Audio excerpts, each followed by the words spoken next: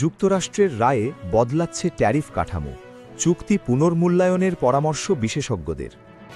যুক্তরাষ্ট্রের supreme court president Donald ট্রাম্পের আরোপিত একতরফা রেসিপ্রোকাল ট্যারিফ অবৈধ ঘোষণা করায় বাংলাদেশ ও যুক্তরাষ্ট্রের মধ্যে স্বাক্ষরিত agreement on reciprocal trade ART নতুন বাস্তবতায় পড়েছে। বিশেষজ্ঞদের মতে এতে বাংলাদেশ প্রত্যাশিত বাণিজ্য সুবিধা নাও পেতে পারে এবং চুক্তিটি পুনর্মূল্যায়ন জরুরি।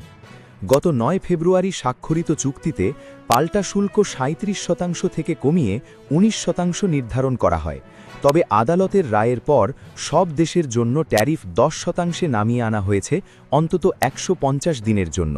ফলে বাংলাদেশের জন্য আগের বিশেষ সুবিধার কাঠামো কার্যত অকার্যকর হয়ে গেছে। Bangladesh knitwear manufacturers and exporters অ্যাসোসিয়েশনের সভাপতি মোহাম্মদ হাতেম বলেন, এখন প্রশ্ন হল বাংলাদেশ আসলে কি সুবিধা পাচ্ছে। সবার জন্য সমান ১০% ট্যারিফ কার্যকর হওয়ায় আগের ছাড়ের বাস্তব প্রভাব কমে গেছে।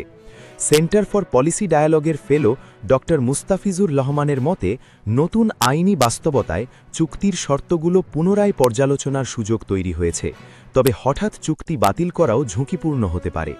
বিশেষজ্ঞরা বলছেন, আগামী ১৫০ দিনের মধ্যে যুক্তরাষ্ট্র বাণিজ্য চর্চা নিয়ে তদন্ত করতে পারে। অভিযোগ প্রমাণিত হলে ট্যারিফ বাড়তে পারে, না হলে কমতেও পারে। তাই আবেগ নয়, কৌশলগত প্রস্তুতি এখন সবচেয়ে গুরুত্বপূর্ণ। যুক্তরাষ্ট্র বাংলাদেশের তৈরি পোশাকের প্রধান বাজার, যেখানে মোট রপ্তানির প্রায় ১৯% যায়।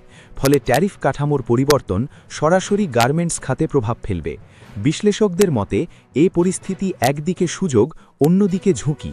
তাই বাংলাদেশের উচিত চুক্তির সব শর্ত পুনর্মূল্যায়ন করে জাতীয় স্বার্থ সর্বোচ্চ সুরক্ষিত করা।